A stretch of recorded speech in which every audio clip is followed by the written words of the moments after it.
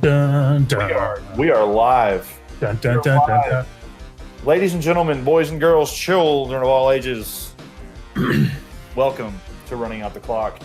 This is the podcast that you love to hate because we all hate the conference that we talk about. Although I don't know about Wayne. I don't know how Wayne feels about the SEC in general.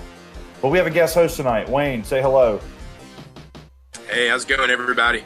If you remember back a few episodes, Wayne and I talked about the Tide and how the Tide was going to roll, Paul, and the Tide has certainly been rolling. But we Turns out tonight. Shocker! Spoiler alert. Joseph and Roe taking the night off. Roe's got family in town. Joseph needs a break, so Keith and Wayne and I of course being Chandler, one of the regular hosts of the show, are here to talk about the week that was. Week 6, week pick 6, as in it has been taken to the house, or was that week 5? That was week 5. I just totally messed up. Oh man, week 5. Week 5 is no longer alive. How about that? So anyway, here we are to talk about week 5, to kind of preview week 6, and to kind of just enjoy talking some football. And as we know, talking about football always begins with talking about the Noles. So here we are. We're going to talk about the Noles. The Noles pulled out a narrow 28-24 victory over the motorcycle-riding, Bobby Petrino-led Louisville Cardinals, not Cardinal. Cardinals just Stanford. So in order to talk about the Noles, Speaking of which, Stanford got swamped. Yeah, they did. That was disappointing. Yeah. But I want you, for our weekly segment, in one word or one phrase, one short thing, I want you to compare the Noles to your favorite Shakespeare play. So, go. And I'll just go with Romeo and Juliet because they're delusional and they all end up dead. I'm going to go with Othello because I feel like Romeo and Juliet is the safe pick. Yeah, I think I'll probably go with Midsummer's Night's Dream because I don't really understand what's going on with the Noles season, and I don't think they do either. And that's kind of the point of Midsummer's Night's Dream. All right, this has been talking about the Noles. Next up, that was the worst talking about the Noles ever. I loved it though. I feel like that was deep, and it probably spoke to people on a spiritual level. Next up, we're going to talk a little bit, as we like to do, about giving credit where credit is due, and this is a segment where I like to rant about how terrible Hugh Freeze is. But we also like to look and to say, hey, who in college football or just the world of sports in general, who out there deserves more credit than what they're getting? So, Keith, who is your individual who deserves more credit this week? I'm going to go with my boy Will Grier. He had an outstanding game against Texas Tech. He threw for like 360 yards, 3 TDs, 0 interceptions, and led them to a victory against another high-powered offense. And I think we say it every week that 17-time preseason Heisman Trophy winner Tua Tagovailoa is always going to get the credit that he deserves. But I feel like Will Grier's kind of sticking in there as that dark horse, not quite dark horse, Heisman guy, and he's doing it big. Good choice, Wayne. Who do you feel like this week deserves a little bit more credit than they're getting? Looking at the game Saturday's kind of line up there, one score that jumped out to me was Virginia Tech making the comeback and winning 31-14 over Duke. Oh, wow. Not many people get beat by Old Dominion and really just get throttled by them in the fourth quarter. And you can circle the wagons that well to beat a ranked team handily. So, I guess we give them credit. But, to give them credit, we also have to acknowledge that they were just absolutely awful last week. So. That they were. But, hey, Justin Fuente I think Justin Fuente is a great coach. And he'll have them. He's the guy that can definitely get the troop drive or something like that. I'm gonna give a lot of credit to a quarterback who really finally took his place among the elite in college football. His notable, incredible running skills were on full display Saturday. This guy's been known as a runner his whole career, and he finally just had that great game displaying what a phenomenal runner he is. He's been known as just a very accurate passer, and he did that all night. And I'm, of course, talking about LSU quarterback Joe Burrow. Because sudden Heisman front runner, Joe Burrow. Not Trace McSorley, Joe Burrow. No, Joe Burrow clearly, as he put on full display Saturday night. I just use this segment to make fun of Ole Miss because, oh my gosh, they're terrible. Oh, man. But in fairness, Joe Burrow did play a really great game, even if the defense across from him was not even present really. He was throwing against a bunch of burlap bags. We will talk a little bit more about LSU and Ole Miss as it comes as the show moves on. But friends, in lieu of doing our traditional eulogy, and I say traditional, we've done it once, but in lieu of a eulogy, I feel like we need to have a moment of silence. And this is difficult. It's hard. It's hard to come together and to remember what was and to always think fondly about what could have been. And this moment of silence is not an indictment on the man himself. It's not an indictment on the job that I think he might do. If given time to really kind of install his program, but friends and family, and beloved ones, let's observe a moment of silence for Joe Moorhead's honeymoon period.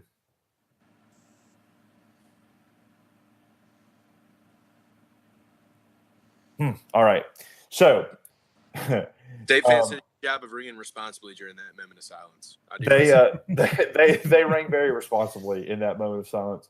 So with that said, obviously going into the week, as we kind of look at the week that was, going into the week, this game was kind of the defining game of the SEC week.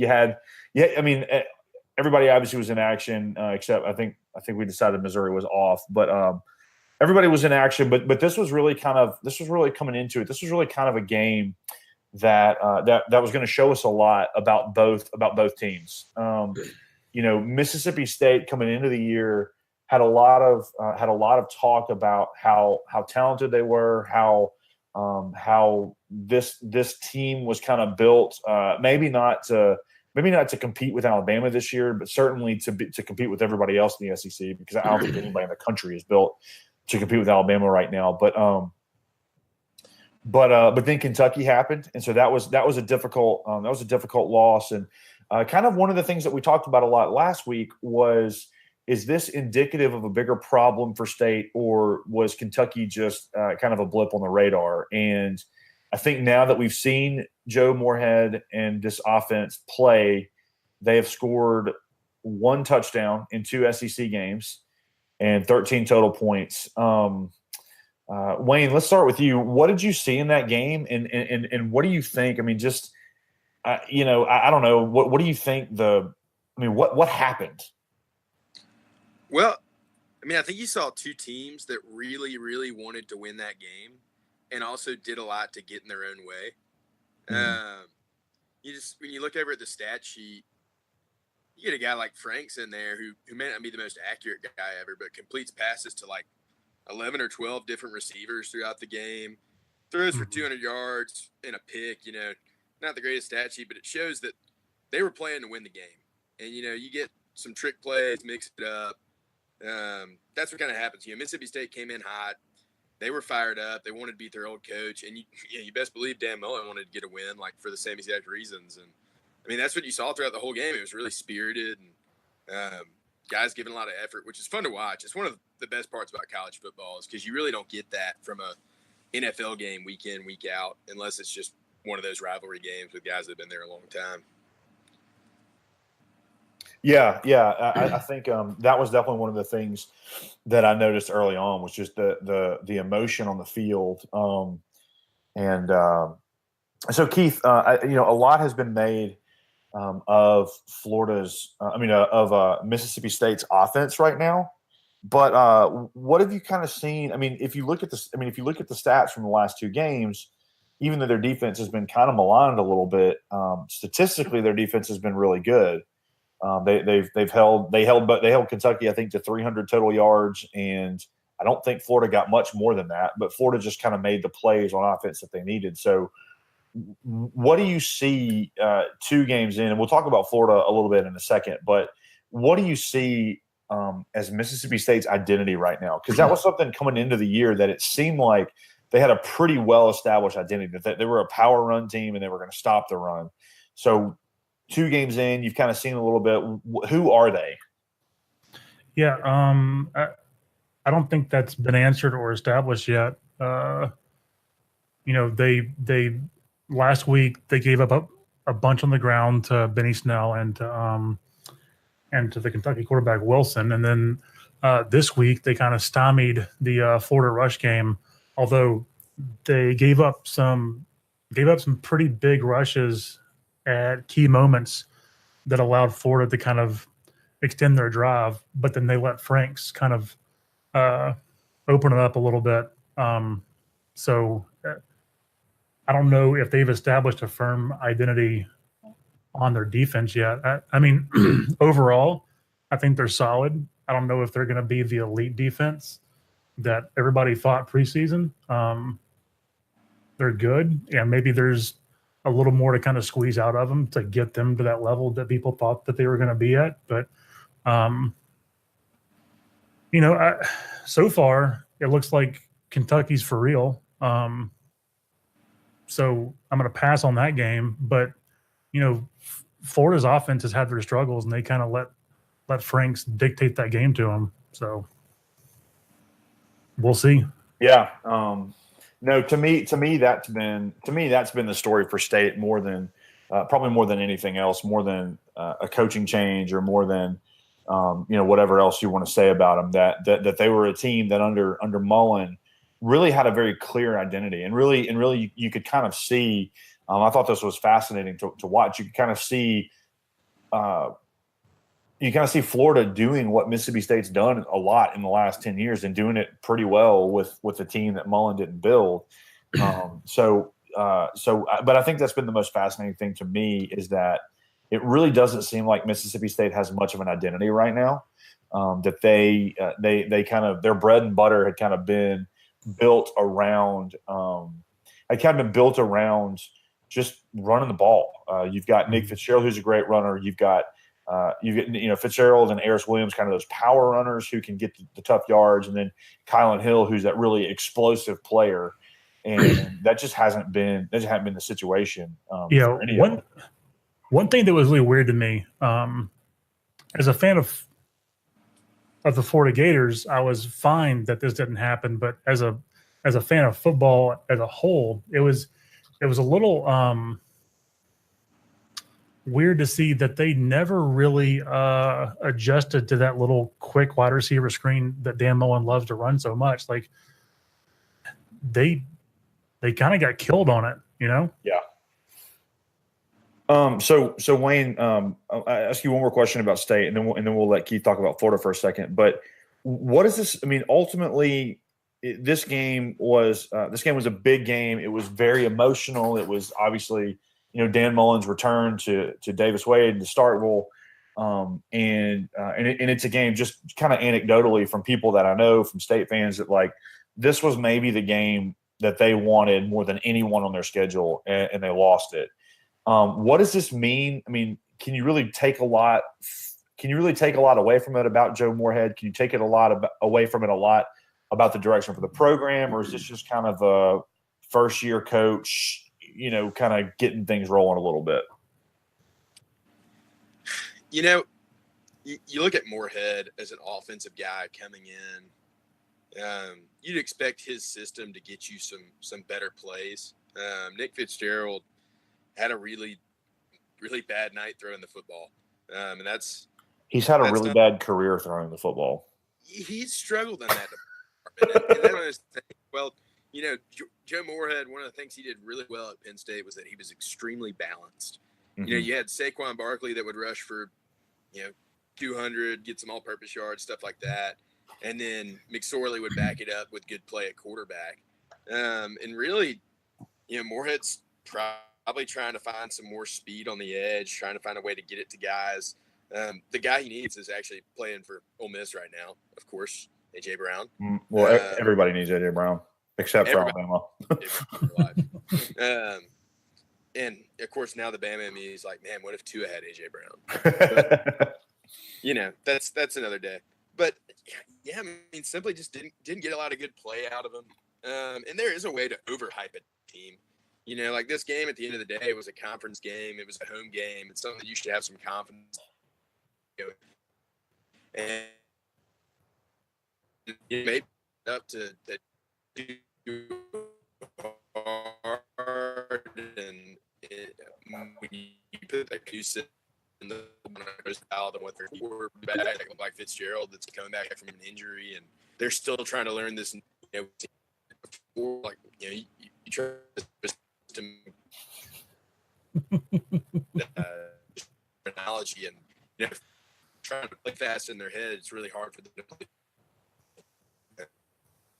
I think in trouble. Then you have nights where you get to go 11 for 26. Yeah, I think I agree with what you just said, but it was cut down so bad that I couldn't really hear it. But oh, was it? No. I think that to me it seems like I don't know that you can really. I know we kind of jokingly had the moment of silence for Joe Moorhead's honeymoon period, but I think that the biggest issue with State is that this was a much bigger change in direction, I think, than people thought. Because Mullen's scheme does not really rely that heavily on an accurate quarterback. I mean, if it happens, it's great, and it adds another level. You saw with Dak Prescott, who's a pretty good passer. You saw with him, what that offensive scheme could do.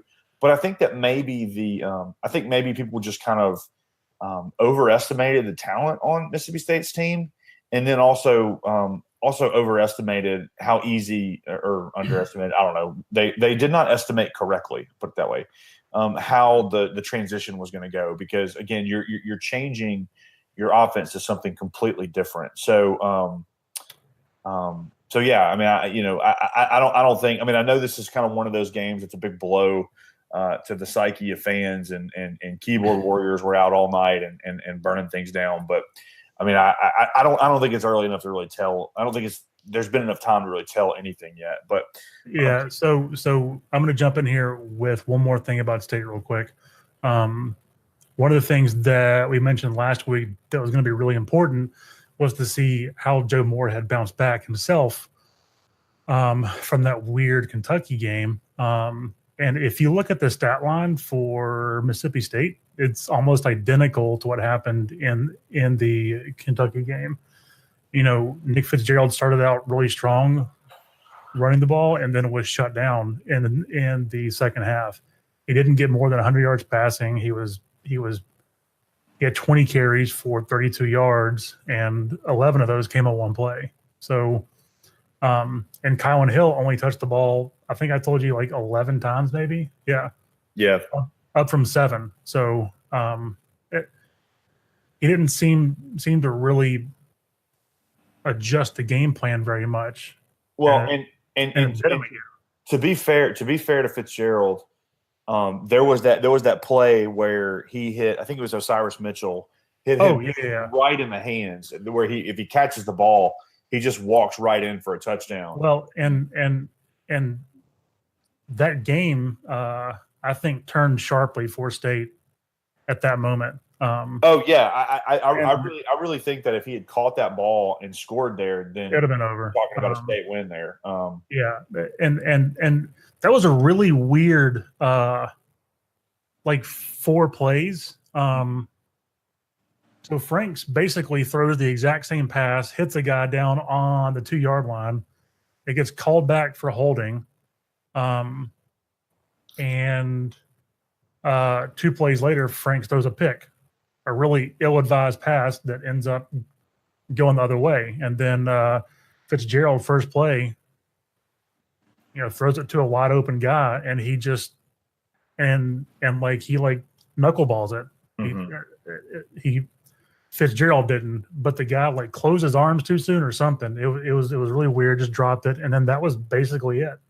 Yeah, I mean, you got to give him all the credit there. He made a perfect throw. Perfect throw. Couldn't have been better, and it just got dropped. And that's always something that's insanely frustrating. So, Keith, what does this tell us about? Florida? So, Wayne mentioned it earlier that Florida likes to throw the ball to a lot of different guys, and I think I counted earlier 12 different people made catches on Saturday. That is the definition of getting everybody involved. And I think that's really helped Felipe Franks kind of continue to grow as a quarterback. Again, have we talked about how he looks like Skeeter from Doug? He definitely does. Yeah. He's a very unique looking individual. But Franks once again didn't have a terrific stat night, but he was pretty accurate. He was great in the huddle again. Managed the game very well, and just didn't make a whole lot of mistakes. Which is what you want to see kind of continue to develop in a quarterback that hasn't had a whole lot of confidence coming into this season. And so he's kind of continued to grow through games that have been getting more and more difficult for him. So I think that gives a lot of Florida fans hope that Franks isn't a complete lost cause. We'll see how he does against, the likes of Georgia and LSU next weekend. But Florida ran the ball decently well. 5 different people carried the ball. So Dan Merlins done a really good job of kind of spreading it out and making sure that everybody gets a touch.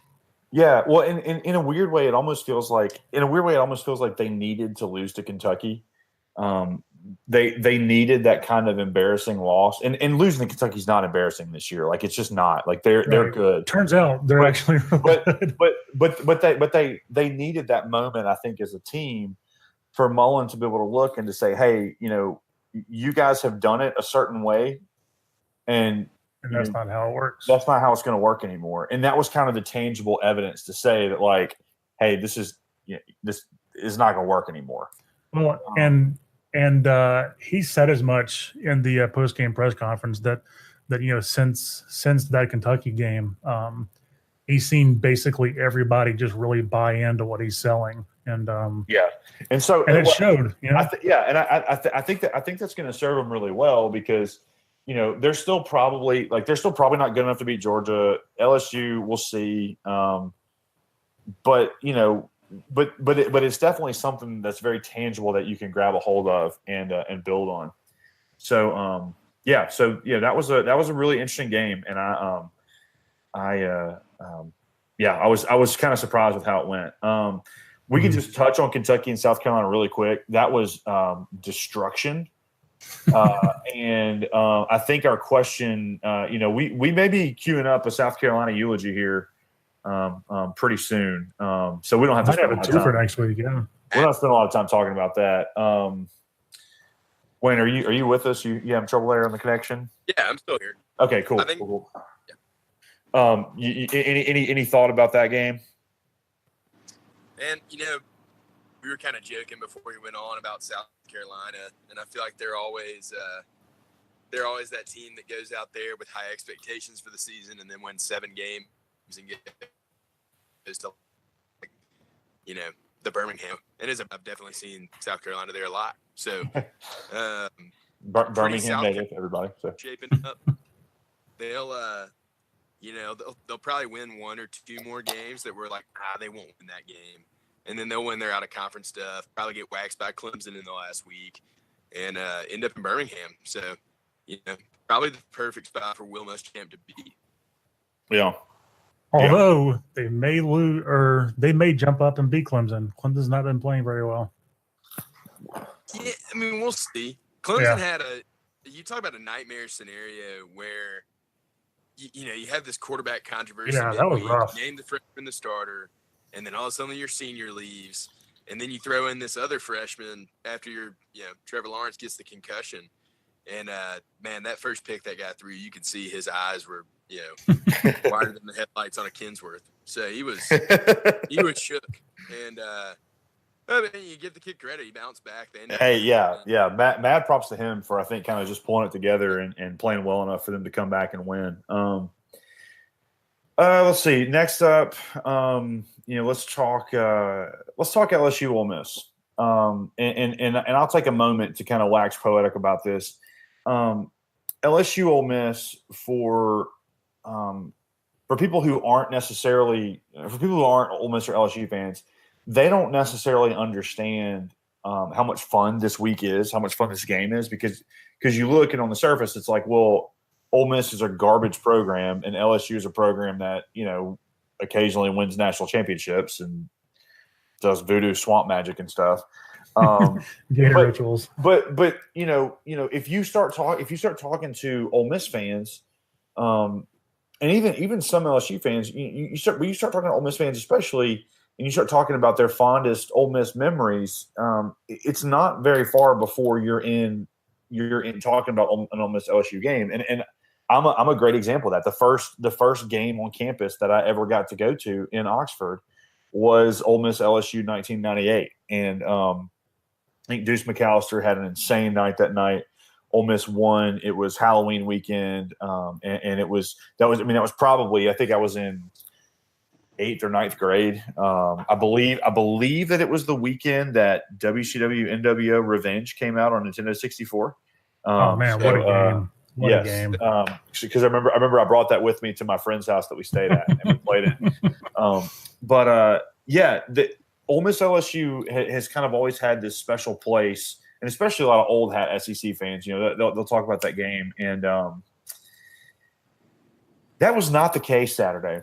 And I still don't think LSU is that good. I think their offense is very average, if not below average.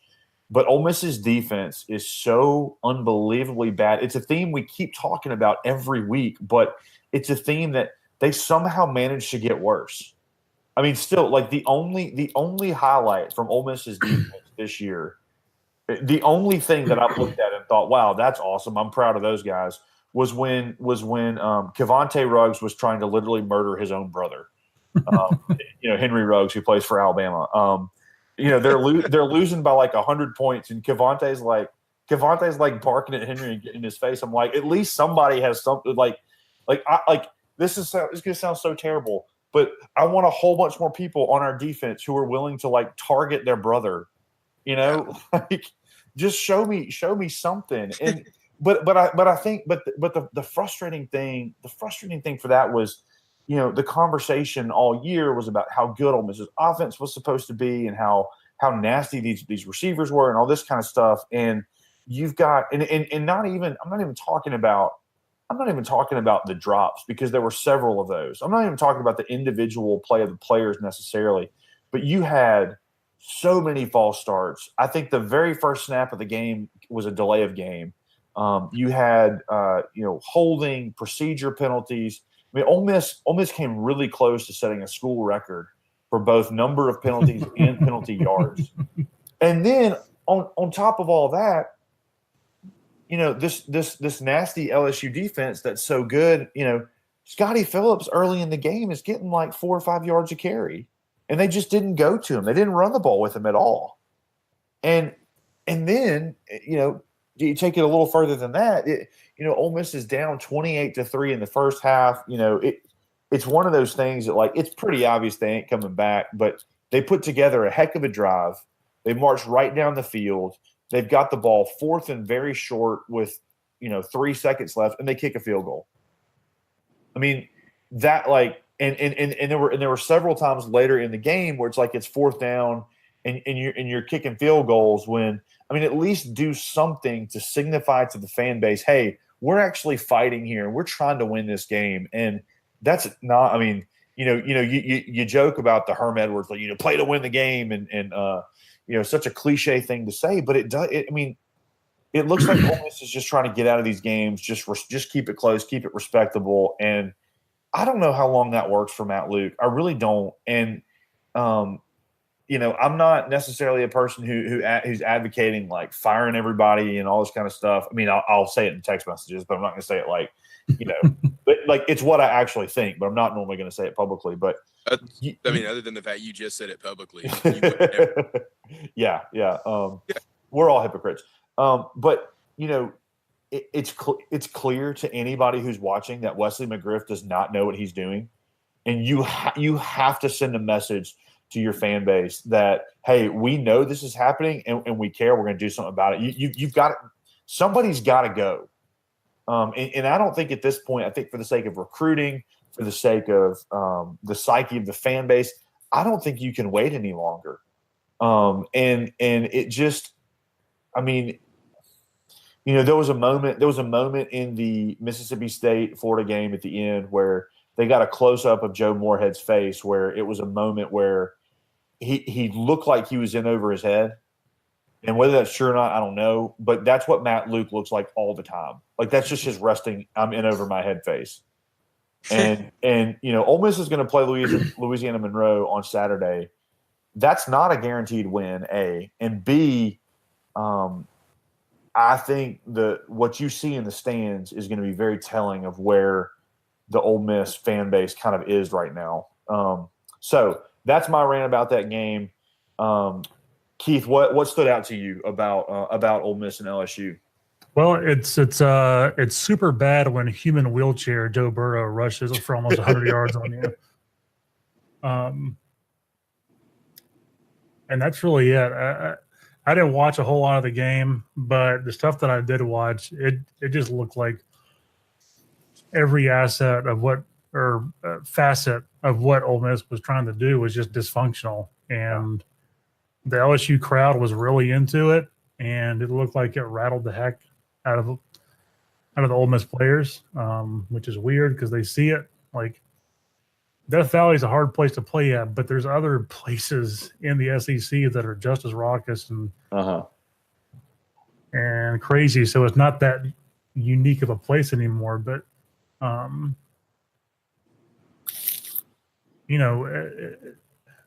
what's really interesting to me is that the passing game hasn't been where it should be. Mm-hmm. You've got 3 elite wide receivers, and you've got a guy that can get the ball to him effectively. You should have a lot more passing yards every game than they have. Yeah, to me, it's one of those things that, like, you could look and say, hey, like, at least if you're putting up some points on Alabama, if you're putting up some points on LSU, like, nobody expects them to win, but like if you're putting up some points, then you can kind of do the whole hey, this offense is elite. We think we can get this done offensively. We just need some time to recruit some defensive players. So be patient with us. But I think they're just misfiring on it so much. So Wayne, I'm gonna give you a chance to talk about the Tide here for a second. Have you seen anything from LSU who even though I'm sitting here looking at them thinking like, hey, they're not ready to compete with Alabama or Georgia yet, but they are way, way, way better than I thought they were going to be. So have you seen anything out of LSU so far that you kind of look at that makes you wonder, hey, if this thing goes right for LSU, that might make the LSU-Alabama game go really weird for us? Well, I think it kind of has to do with this game. To sprinkle some perspective on there for Ole Miss, the 2 games you lost to were two of the top 5 teams in the nation, even though I don't think LSU needs to be on there. But, I get not liking to get trounced by these SEC schools, but won 3 games, you got Louisiana Monroe, like, maybe give it some time on Ole Miss before you start talking like, we got to throw some people out, because you are on a bowl ban. Sometimes you got to take your medicine. Bama was there too, not too long ago. But when it comes to LSU, they're always going to have a great defense. I don't think you can recruit the state of Louisiana and Texas the way they do and not have that's very an true. All-American linebacker, a couple All-American DBs and corners. Mhm. Like they just seem to always find that guy, whether it's Tre'Davious White, Jamal Adams, like there's always somebody. And that's what it's going to have to take to shut down a guy like Tua. Like you got to have somebody that can cover our receivers, man. And I think they might have that. And then you got to have linebackers physical enough to stop our run game, which, our run game hasn't been perfect this year. I don't know if y'all have, kept track of it, but we haven't been running the ball too efficiently. Not a lot of these big runs we're used to seeing out of our backs where we block everybody hat on hat and take it to the house. But, that's me trying to be picky because Coach Saban told us to be. And, See, ladies and gentlemen, that is what respecting the Tide looks like. That's how you respect the Tide. Yeah, but there's also nothing more disrespectful than a team that tries to respect you because they're trying to unrespect with their respect the disrespect. So that's what we tell our players every week. So very well said. Very well said. Yeah. But, LSU probably the clear team that looks like they've got the best chance to come beat us. And then Auburn, of course, is always out there, Iron Bowl. Well, that's not true. I felt good about the Iron Bowl before, but not this year at least. I think Stidham's worth his salt, and they've got a full season to get their O-line ready. But LSU on offense is not the flashy LSU we're used to seeing. I think that's kind of what you were hitting at earlier. Yeah, I think they're just so limited offensively that they haven't really played a team that has been able to capitalize on that yet. I think Miami definitely couldn't, and Auburn made just so many mistakes on their own that they just couldn't quite get it together. But yeah, and I realized I did just say flashy LSU offense, and they're big. Everyone rags on them because they haven't had an elite offense for a while. But I was talking more about the star power. And yeah. They've got that Justin Jefferson guy on the outside that can run the ball, but they don't have like a Hill or a Leonard Fournette that can come in there and take one to the house if you don't tackle. Yeah, or even an Odell or a Jarvis Landry, maybe some of those guys could grow into it, but they just haven't yet. And to correct you, they do have a Fournette. It's just not the same one. Yeah, they have Leonard. Leonard Fournette. Yeah. No, if you're an LSU booster and you've been there for the last decade and you go to all these NFL games or just watch the NFL, how upset do you have to be that you only got one national championship really out of those guys? Yeah, that's the amount of talent. The amount of talent that's come through LSU is staggering. But it's also kind of like a Ryan Lochte, Michael Phelps situation, where if it weren't for Michael Phelps, Ryan Lochte would be like the greatest swimmer ever. But instead, because of Michael Phelps, Ryan Lochte's like holding up gas stations in Brazil or wherever it was. And I feel like that's a great analogy for LSU, Like if it weren't for Alabama, with the talent they've had, they may have been on a historic run, but instead they're just, drunk, passed out, holding up a Baton Rouge gas station. Classic LSU. So the other games that were going on, I didn't really pay a lot of attention to these, so I'm not totally sure. But we talked before the show a little bit about how surprising the Texas A&M and Arkansas game was. Is that Texas A&M being deflated, or is that Arkansas maybe turning a corner? I feel like Texas A&M was running away with it and then just made mistake after mistake and just let Arkansas back into it. They started feeling good about themselves. What's his name? Story? From Arkansas, kind of bounced back in a big way and had a really good second half. And A&M never really could get it going. Kellen Mond, who's had a really good season so far, had a terrible game. They just should have kept handing it off to Travion Williams. He was murdering them, and they just stopped giving him the ball. Yeah, Mond is Mine's like the classic gunslinger of the SEC right now. Like I feel like he's the type of guy he takes a game, and sometimes he's going to throw 3 or 4 touchdowns on top of that, and sometimes he's going to throw no touchdowns on top of that. Yeah. But like we'll see flashes like at the end of the Clemson game where he's just completing passes that no sane quarterback would throw that ball, and most quarterbacks don't have the arm to make that throw, but he's got it. And so, yeah, you got to wonder it's just a matter of time before, you know, they've got a little bit more talent coming back at wide receiver. You know, a lot of their most talented wide receivers have left in recent years, so he's got to do some more recruiting there. Jimbo does, but I think it was kind of a letdown second half for A&M and Arkansas.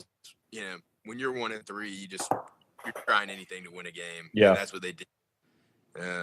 But seems like Chad Morris has probably the toughest rebuilding project of any of the coaches that got hired last 2 years.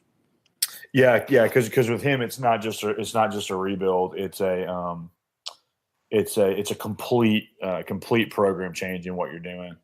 Well, I would, and to me, I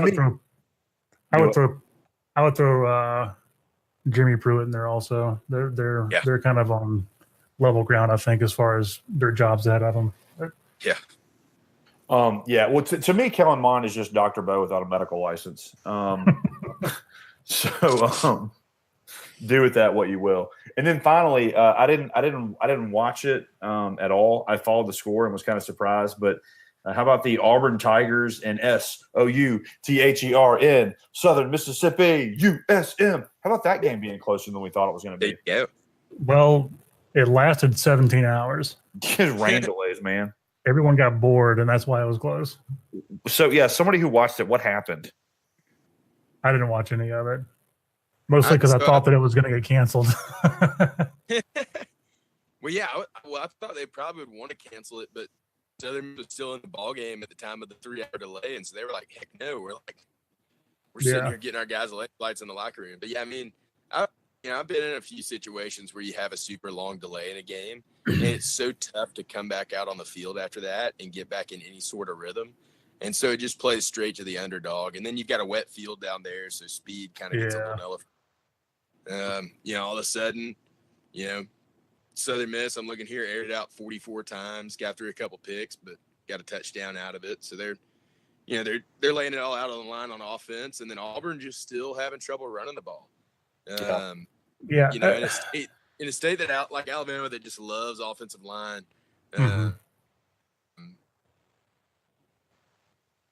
Does our noonday radio game. He's with SEC Network and Cole.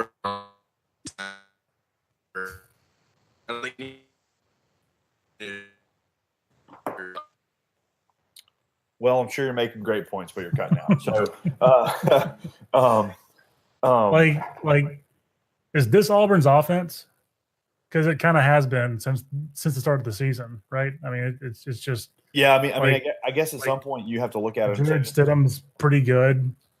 Their run game is not going to do anything. Yeah, I mean, at some point you have to just look and say this is who they are. So I don't know. We'll see with that. But Wayne currently is frozen so much that we just have his forehead on the screen. So we'll keep talking, and if his service comes back, then we'll go from there. So looking at the games next week, there really are kind of three noteworthy games to discuss. The first being Florida and LSU. And this, I think, to me, and Keith, you tell me what you think, but to me, this looks like it could be the ugliest game of the year. Yeah. It's going to be a weird one. The only reason that I would give Florida a chance for this, granted, it seems like they just keep getting better and better every week in a weird kind of ugly way. Is that it's going to be in Gainesville for the second year in a row because of a hurricane that happened back in 2016 that kind of flipped the schedule. But it's going to be fun watching Florida's defense go up against Joe Burrow, and hopefully they'll get a bunch of picks and turnovers. And Florida's offense just has to stay on the field. That's just just get first down, stay on the field, kick some field goals, try to keep it close, like what happened last week, and then just see what happens at the end of the game. Florida, LSU, those games are almost always needlessly close. Yeah, and weird just favors LSU every year in such. Yeah. Well, granted, the witch doctor's gone, so. Well, but Ed Ogeron is there. Yeah, but. That reminds me that we talked about delays and delays being weird. My favorite delay story was Ole Miss played Wake Forest in Oxford, just like 2006 maybe. And there was like a 6-hour rain delay. And so they took the players off the field, and Ed Ogeron led them in a full contact, full speed, 40-play scrimmage in the practice facility right before a game. Wake Forest ran the ball 60 times through 3 passes and won by like 1 million. So shocked to find that happen. Anyway, Wayne, you back with us? Can you hear us? I think I got a little better connection now. Okay, that's New York good. City Wi-Fi is something else. Yeah. Wayne is. I don't think I mentioned this from the beginning of the show. Wayne is actually reporting on site from the Big Apple, and I don't mean Manhattan, Kansas, the Starkville of America, but no, the Starkville of Kansas, which Kansas is the Starkville of America. I don't know. We established that a few episodes ago.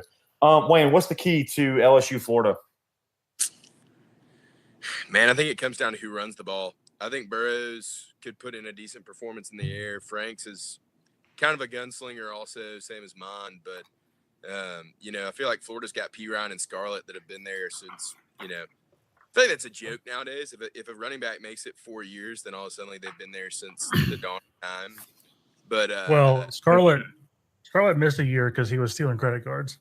That's what they call the Florida red shirt, man. Anyways, it's going to come down to which veterans want to run the ball, and then the young guys at LSU are going to have to step up. Maybe Burrow throws some rushing yards in there, but well, he's a running quarterback now, so it's one of those cliche SEC games. Whoever runs the ball can win the game, and Burrow using every bit of his 5.0 speed to bowl over linebackers. Might be a little tougher with the linebackers at Florida. Don't want to burst your bubble there, Chandler, but he is deceptively fast. And by deceptively fast, I mean he's not fast.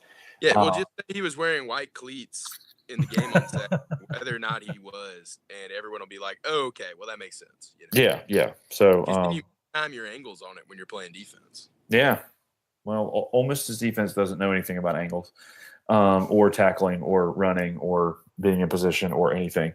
So that game, Wayne, I'm with you. I think it's kind of one of those classic. They're going to play ball control. They're going to grind it out. They're not going to. I think both teams are going to try really hard to just not make a mistake and hope that they kind of end up winning. I think it's going to be a really low event game where everybody averages like 6 yards a play. Yeah. 6 yards is kind of a lot. Yeah, I was going to say, I feel like that LSU defense is probably stout enough to not give that up. Well, like passing plays included, so, Yeah. I mean, 6 yards a play is still a first down every other play, though. Like, I don't think that's going to happen. Look, man, it's an average, all right? But no, I mean, I can't really see this being a game that's full of offensive fireworks. But I think, Florida to me has just got this weird, like, Florida's starting to believe now. And that's something that's a big deal, I think, because they have talent. They're not necessarily an elite team, but they got a lot of talent. They got a lot of good players. They got a lot of good players on defense, especially. And so you start to do that with guys that believe. They kind of start to play above their heads a little bit, and then it gets interesting. These players, they've played winning football before. Yeah. Too long ago that Florida was in the SEC championship, and so they've seen the changes that Mullen made, and they've seen them pay off early on, and so now they're going to believe. They're going to buy into the program, and that's how you have a successful first year as a head coach. Yeah. So we'll talk about that a little bit more when we predict the games in a second. Next up, in a game that I don't think that anybody thought was going to be interesting, but you have the 5-0 Kentucky Wildcats playing against the what are they now? 3-2, 3-2 Texas A&M Aggies. And that game, I'm going to check and see where that game is. It is It's at Caulfield. It is at Caulfield in College Station.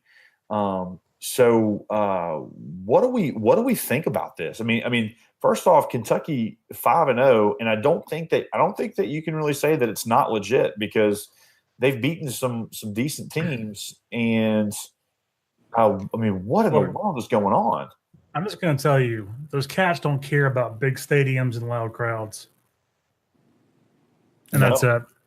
Okay. Yeah. All right. They are what they are on offense. Terry Wilson's going to have like 80 yards passing, but he's also going to have like 80 yards rushing, and Benny Snell's going to rush for 100 yards, and Kentucky's defensive pass rush is going to give Kellen Mond fits, and it's going to be just a classic Kentucky performance, at least classic to this year, in which they run the ball a whole lot, jump out a couple of touchdowns, and then just pass rush a lot. And it's worked out so far for them. Yeah, I feel like they're playing hot football right now. They feel like they can feed Snell on offense and get away with it without having stellar quarterback play. And then on defense, they're just playing with a whole lot of heart out there. Guys are rallying to the football. You got a ton of different guys making plays, making tackles. I think it really comes down to, are they going to be able to defend the pass long enough when Mond gets kind of rolling around in the pocket? And when he kind of goes off script, are they still going to be able to play good ball? Mm-hmm. They're probably going to have to play a lot of man in that game. Probably Mm-hmm. not something that they've had to do against the quarterbacks they've played recently. And so I think that's going to be a big test, but that's a game where Kentucky wins. All of a sudden, they're going to be in the top 10. They're going to be starting to work their way into the conversation in the East, and then it's going to hype up a big matchup with Georgia. Yeah. Which is weird to say. But in an SEC East that seems like every 3 years, half the teams have to fire their head coach. Like, that's just kind of what we've become used to here. Yeah. Well, and Kentucky is reaping the benefits of just sticking with Bob Stoops. Yeah, and after A&M, if they win, they have a relatively easy 3 weeks until they play Georgia. So, and I don't see Georgia tripping up until then. Yeah, that'd be quite the college game day. Yeah, Kentucky and you have a top 10 Kentucky Georgia team undefeated. That would be insane. But Wayne, kind of like you said, like they're just they run the ball. They don't get great quarterback play. And to me, going back to something we had talked about earlier, Kentucky seems like what I thought Mississippi State was going to be this year. They'd be punching above their heads a little bit against some of the better teams they play, but they know who they are and they're cool with that. So I'm fascinated to see what happens in this game because I think that Texas A&M is close to getting to a point in the year where they're like, all right, Texas A&M is getting close to Saban's first year at Alabama status, right? Like everybody knew that Saban was going to turn it around. But that first year, guys weren't quite buying in. It didn't quite go so well. And the season ended 7-5 or something like that. And it just wasn't, we forget about it. We lost. Yeah. You forget about it now that you've seen what Alabama has become. So I think A&M is pretty close to that territory right now. So we'll see what happens there. And then finally, this game, I think that if you rewind the clock 2 weeks, when Auburn is going to play LSU and Mississippi State is going to play Kentucky, I think a lot of people were looking at this game as one of those games where you were going to have a top 10 Mississippi State, probably a top 5 Auburn playing in Starkville, that I think a lot of people would have looked at and said Mississippi State's going to win and kind of propel themselves into that top 4 conversation. Instead, we are talking about a very different game right now with Mississippi State potentially reeling, Auburn really trying to figure some things out. What do we expect in this game?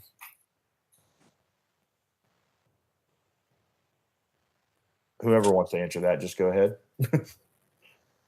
I was gonna let Wayne, you want to take it first?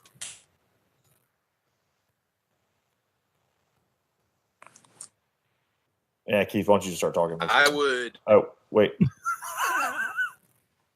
I mean, I would die 1,000 deaths if we had America. Yeah, we can't hear you at all. Keith, talk about it. All right, yeah. So, yeah, this is going to be a game that I think is maybe kind of a shoulder shrug for State fans coming off those 2 losses to Kentucky and Florida.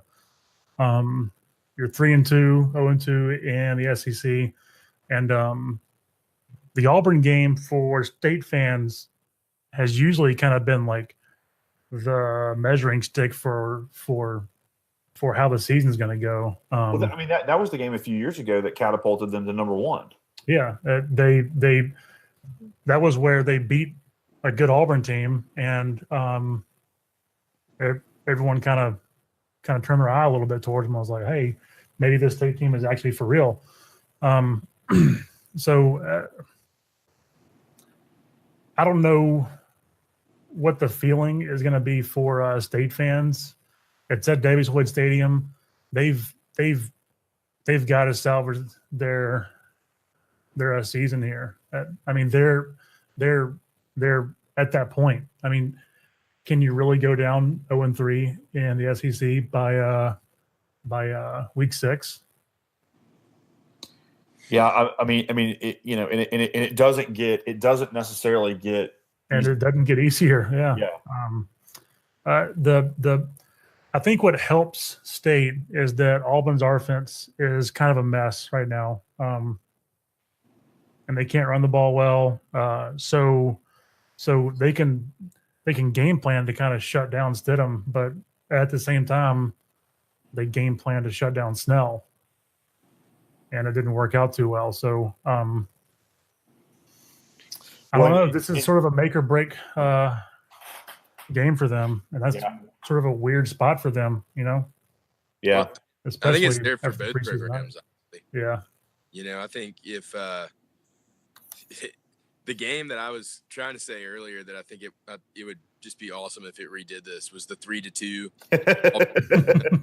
I've already heard that joke several times. The safety wasn't even a safety; it was a holding in the own end zone. I did not know that. I forgot about that.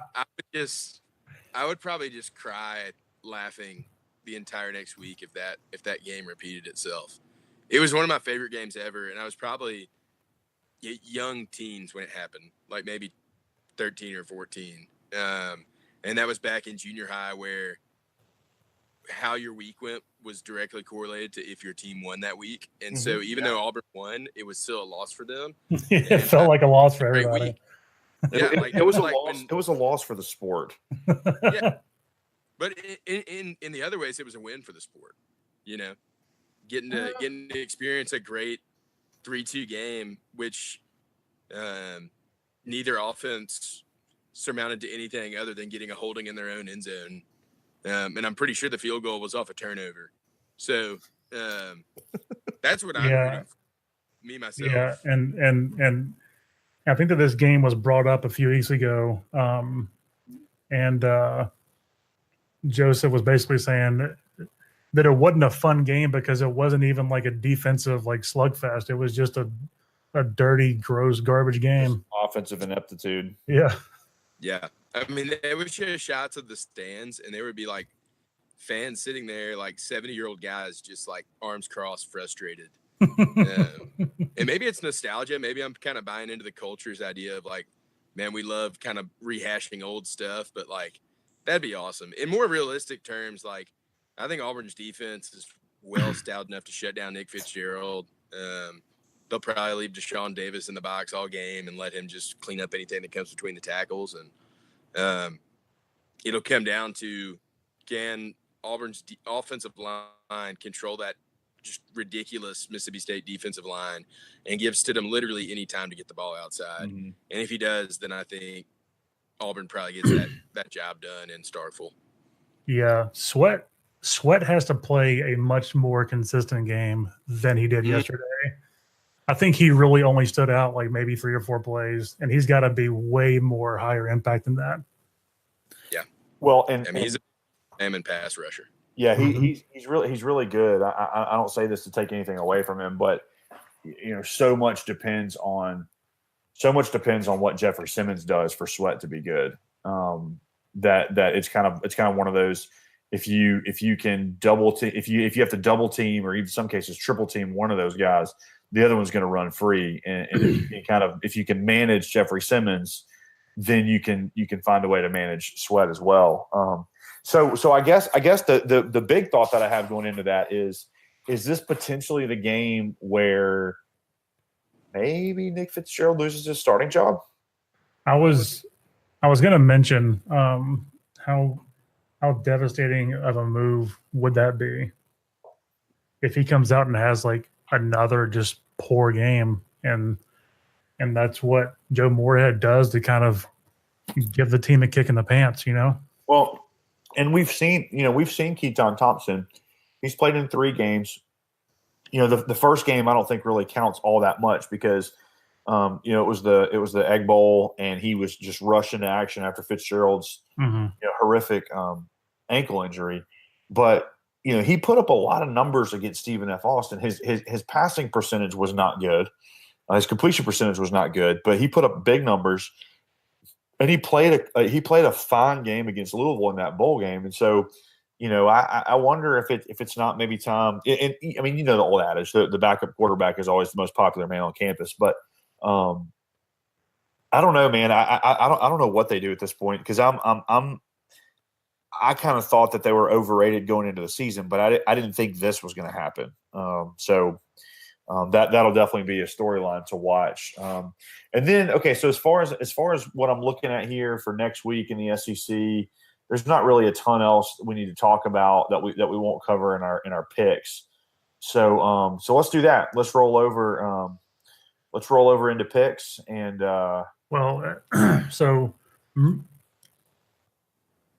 mercifully, Tennessee has a bye week, so we can't have a eulogy for them next week. Dang. However, we might be having an early eulogy for South Carolina. That'd be fun. If they lose to Missouri, I think it's over for them. Yeah. Done. Alabama could also hand Arkansas their 5th loss, so they would be 1 loss away from having to win out for a bowl. So yeah, that's gonna be that's gonna be a terrible game. So I've got dearly close friends that are Arkansas faithful, and it always kind of pains me when we beat them really bad. Like, I always feel really bad. It shouldn't. It shouldn't. But I can't convince myself anyway for us to go and lay an egg that bad against that team. Yeah. And especially just the way that Jalen's playing, which, by the way, I love that Jalen ended up sticking around. Says a lot about him. And hey, yeah, good for him for sticking it out. Definitely gives us an edge and shows. I mean, basically parallel situations happening with us in Clemson this year. And you see how, some people will say how Nick Saban handled it versus how Dabo handled it, but I would say how Jalen handled it compared to, Clemson's quarterback, Kelly Bryant. And that's what I've always really been impressed with Jalen for. Everyone's always said about Jalen. I think the only thing there is that Kelly Bryant's a senior, and but yeah, I mean, I think there's definitely a difference there. But anyway, that'll be interesting to see. So Keith, you got some lines for us? Yep, got the spreads, and I got Roe's pick, and Joseph sent his picks in also, so we're all covered. Okay. You have the spreadsheet up right now? Yeah. Okay. Well, I'll let you fill that in then. And you know what? Make a special category for Wayne just to kind of get him. We can kind of look back on the week and see how he did. And then Wayne, if you remember, you are going to pick a random game for us to decide on. So save that until we get there. So we're going to do all the SEC action. Then we're going to talk about the Noles, and then Wayne, you're going to hit us with a random game. So starting off at 11 o'clock, the number 1 Alabama Crimson Tide heads to Razorback Stadium in Fayetteville, Arkansas. Keith, what is the spread? The spread is 1 million. No, it's Bama's a 34-point favorite. Oh, good Lord. Should be higher. Yeah, should be a lot higher, probably. Yeah, I'm going to go with Alabama, and I'm going to go with Alabama to cover that spread. I think my official pick in the spreadsheet is just LOL. Oh. Yeah. I'm going to go Bama as well. Roll Tide. Yeah, I'm gonna throw a bone to my friends Hayden and Cody Walker and Taylor Guerin. This one's for you. I'll take the Hogs with the points. Okay. Bama still gets the game. We'll say we win by 31 instead of the 34. And that's for those guys. They're too dear friends for me to just do it like that. I understand. Also at 11 at Williams-Brice Stadium in Columbia, South Carolina. Some might call this the Columbia Bowl because it is Columbia, Missouri versus Columbia, South Carolina. The Battle of the Columbias. Missouri takes on South Carolina. Keith, what's the spread? South Carolina is a 1-point favorite. I think Missouri's going to win straight up, honestly. Yeah, I'm going to go Mizzou also. I think South Carolina is an asteroid flying into space. It's lost forever. It reminds me of the end of Portal 2, where it's like, I'm in space. Live from space. That's the name of this episode. Yeah, I have a hard time picking against Drew Lock, especially, I'm looking at the game next week in Tuscaloosa. I think they're going to come in hot, ready to play, and give Bama a really good shot. Not saying they're going to pull an upset, but I think they're going to play a competitive game. So I'm taking Mizzou in that one. Yeah, Missouri will definitely play a competitive game against Alabama for the first 3 drives. At 2:30, the CBS game. So we get to listen to Gary Danielson talk about how great Alabama is, even though Alabama is not playing in this game. The LSU Tigers heading to the Swamp to take on the Florida Gators. Keith, what is the spread? I want to set a side bet for an over-under for how many times Gary Danielson brings up Cam Newton for no reason whatsoever. I would say let's do a drinking game, but we would all die from liver failure. LSU is a 3-point favorite in the Swamp. Ooh. Wow. Ooh. Yep. That's a difficult line right there. They all agree with us and that it's going to be a miserable game. Yeah, it's going to be terrible. I think I got to go with LSU here. I think that they are. I think their defense is. I think their defense is good enough that Florida is just not going to be able to score. And Florida's had a big emotional week, and so it's going to be hard. It's going to be hard to. It's going to be hard to kind of see Florida scoring a lot on that. To finish that sentence. Yes. Sorry, I was checking Twitter and shocker. Hey, not that we talk about politics here, but there's more news. So this is good news. Anyway, news forever. I made a pretty bold prediction last week with Florida, and I'm gonna stick with them. Yeah. Going Gators. Get 3 points. Why not? Yeah. Well, I'd be remiss to, first off, from a football standpoint, I'm not sure if Felipe Franks is going to be able to move the ball downfield on LSU's defense. I think Joe Burrow makes only the throws he has to make and no extra throws to win the game. But But Coach O gonna have his boy ready to play. They're gonna go down there and play football. So, spot on, Coach O, man. I just love Coach O, man. Like anybody that's willing to. I mean, I heard this great speech one time that he was trying to tell a story about how these two fishermen were out there, and one of them was catching fish, the other one wasn't. And the guy goes up to him and is like, "Hey, what's your secret?" He's like, "Well, my family starves if we don't catch this fish, and so I keep all the worms in my mouth." And Coach O's like giving the speech, and while he's talking to the team, pulls a worm out of his mouth, like they'd been in there wriggling around. Like, and I think he was like a senior year of high school thing. So like he's been doing this forever. So that man is the greatest coach in the history of football. He's terrible. He's like literally. It's like if he coached anywhere else but LSU, it would be a little weird. But like it's a match made in heaven. Like I really do think the perfect fit there. He needs to be a lifer there. It needs to happen. I don't know what it takes to get him there. I mean, he probably has to beat Bama eventually.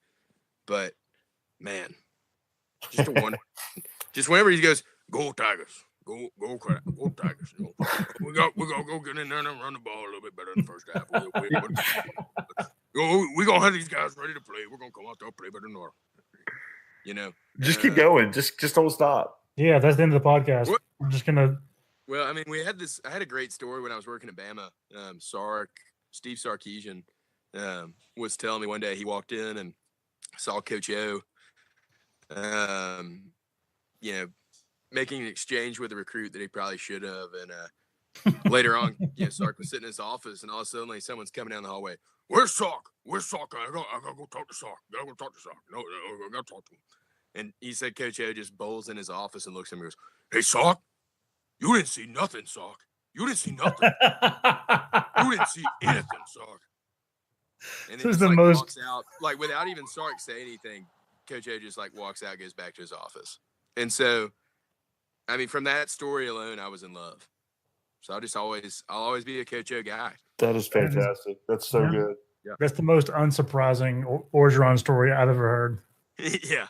All right. So next up at 3:00 at Vaught Hemingway Stadium in front of 12,000 fans. Great high crowd. Here, before we talk any more about this, let me just tell you on ESPN.com where I'm looking at the games and stuff. They have the link to like StubHub to get tickets. Tickets are $3. Oh, $3. Gotta go for this game. Is there a drink minimum implied with that $3? There's a drink minimum for every Ole Miss game, and it is one entire bottle of bourbon. So that not only can you bear the game because you've drank all the bourbon, that you will have something to throw at the team as they're walking off the field. So Keith, what's the spread on this game? Ole Miss is a 21.5-point favorite. That's a good thing. Ole Miss beats bad teams. ULM is a bad team. Their offense going to do it, yeah, because this is what they do to these weird teams. Their offense worries the crap out of me because his defense is so bad. But yeah, give me Ole Miss. I am also going Ole Miss. Yeah. So we scouted ULM a couple of times when I was at Bama, and they always seem to have some sort of a quarterback that can do some damage.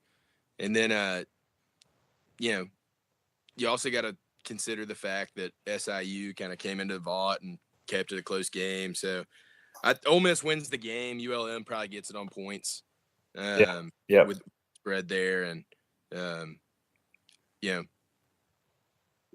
even if you lose, then you get to say, well, I mean, hey, Coach Saban lost to ULM his first year. So yes, because Matt Luke is definitely a precursor to Coach Saban. Hey, this is how it happens. Matt Luke is a human equivalent of a jar of mayonnaise. Next up, Kentucky and A&M. Keith, what's the spread?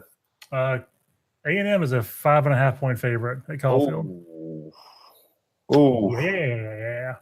Man, I think the Cats are going to do it. Give them to me. CATS. Cats. Oh, man. You know what? This is a blue wave that I intend on riding. Well done, sir. For all you political people out there. Well done. Oh man, I'll tell you what, man. These cats got something special going on down there, and I think I'd be remiss if I didn't ride the blue wave also, the big blue wave. You know, Man, so let's surf this big blue wave together. Maybe get some blue crush going, and you know, see if this linebacking crew can keep it going. Everybody picked Kentucky, by the way, which is great. That Kentucky linebacker Cash is just the greatest individual. I love Kentucky's team right now. Like, I've never liked Kentucky. In fact, yeah, I've never liked them. But after the Florida game, I think I pointed it out last week that like one of their linebackers did the whole Stone Cold beer thing, and I was instantly just falling in love with him. He's the same guy who did the WWE promo about like I hate them. I hope their girlfriends break up with them. All that kind of stuff. It was great. That guy is basically if Chandler was playing college football right now. Yep. I'm going to assume that we're on the same page with Vanderbilt and Georgia, unless somebody wants to pick Vanderbilt. Nah. Okay. So put us all down for Georgia there. And then finally, in the rematch of the 3-2 epic at 6:30 p.m. On the 10-year anniversary, by the way. It's perfect. It's been 10 years. It's going to happen. I hope it doesn't happen. We have got the number 8 Auburn Tigers. How are they still number 8? Coming in at 4-1, 1-1 in the SEC, going to the Mississippi State Bulldogs, who are 3-2 and 0-2 in the SEC. Keith, what is the spread? So, interestingly enough, after the disastrous last 2 weeks for State, they are only a 3-point dog at home. Man, I don't want to touch this game at all. I think my official pick for this game is please kill me. But no, I don't know, man, because they like I got to pick Auburn because State just hasn't shown that they can score at all on a competent defense. It does not look they don't look like they can score. Yeah. So I'm gonna go with Auburn. Yeah, I'm gonna also pick the Tigers, War Eagles, Winged War Tigers on the plains. Yeah, I'm I've got to pick Auburn. I know this. I know this hurts you. This one, it's not what my parents raised me to do, but yeah. Sometimes you go to college and you learn things like Auburn can be good at football. And I think they've got a good enough team to win this game and win a few more before it's all said and done. Yeah, I'm ready to quit on them. They can always offensive line's funny about it. You know, you eventually can get a combination that works out for you. Yeah, especially when you've got the kind of talent that they have. So that is it for the SEC. We are picking the Noles. Florida State going to Miami, I think. Yep, looks that way. What's the spread? Let me pull this up here. We are in the ACC, and Miami's a 12-point favorite. 12.5 point. My bad. Yeah, I mean, I don't know if they're going to beat them that bad, but give me Miami. Miami. Wide right. Florida State's just such a disaster right now, you know? Yeah, that's about as bad a start as Willie Taggart could have had because everybody acted like he was going to be the perfect Florida State head coach. Well, again, this is not being talked about nearly enough, but this is the team that Jimbo would have had this year. like it's not all on him, but this is the team that he built. Yeah, so. The recruiting fell off pretty hard. I just want to say that the Florida State season was perfectly encapsulated with the Virginia Tech game. They were so raucous. They were like, I've never seen a game and an atmosphere start out so hyped up. Like I was excited. I hate Florida State.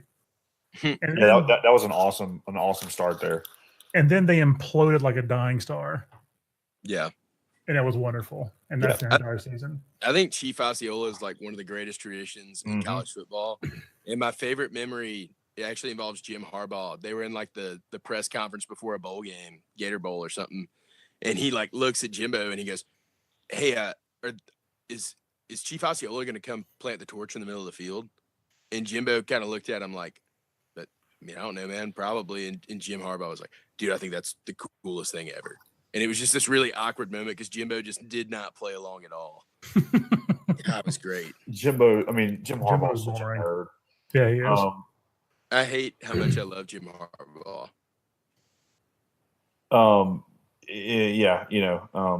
Anyway, so Wayne, what's our random game of the week that we're picking? Random game of the week. I was torn between Middle Tennessee and Marshall. Ooh, okay. But I'm going to go with a game we actually probably should pay attention to. It was my undercredited team of the week. Notre Dame travels to Virginia Tech. About to figure out if Notre Dame is legit or not, if they can go on the road and win. The line I'm looking at says Notre Dame -1.5. So we'll see how this says Notre Dame's a 4.5 point favorite. So I don't really know where these spreads come from, but whatever. Yeah, I'm on SB Nation. Some guy might have made his own. But even at that point, I think I'm taking Tech as the home. Going for the big upset. I picked the game, and I'm picking the upset. I think I'm a believer in Notre Dame this year, which I know is weird because they're Notre Dame and they always fail, and I'm a Protestant. I just especially with the switch to Ian Book, I give me Notre Dame. It feels weird picking Notre Dame after Vanderbilt put them in a sleeper hold for like 48 minutes. But I'm gonna go with the Irish also. And we'll get the picks from Joseph and Roe on that a little bit later. I want to have a little house cleaning real quick before we wrap things up. We're going to go over the picks from last week. I want to say, as it stood, Roe was in the lead with 42 correct picks going into last week.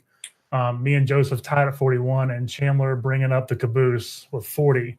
So last week, Roe and Chandler tied for correct picks at 7. Joseph got 8 picks correct, and I got them all correct. Wow.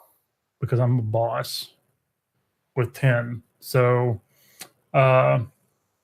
Chandler, you're still in last with 47 correct picks.